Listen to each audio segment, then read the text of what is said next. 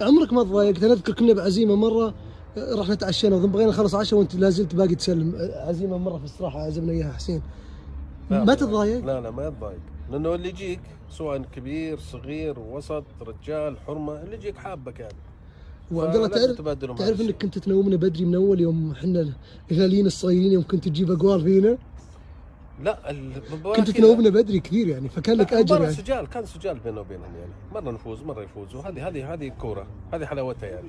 لولا ما في الاخذ والعطاء ما انت كنت تشعر انه انت بالجامعات وبالمدارس الكل يتكلم بعد المباراه انه ماجد وش سوى؟ ما كنت تشعر بهالشيء ولا ما تشعر؟ لا تشعر فيه زين؟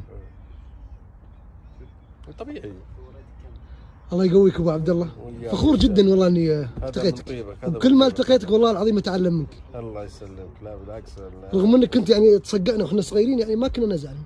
لا بس تصقيع مو تصقيع يعني. اهم الالقاب، اهم الالقاب ابو عبد الله بس اكثر شيء في الصيف ولا في الشتاء؟ اهم الالقاب ابو عبد الله اللي السهم الملتهب، مجدون، جلاد، وش اهم اسم فيها انت تقول انا اعلق على الاسم واقول صح انا كذا؟ انا ماجد عبد الله. شكرا لك. عفو.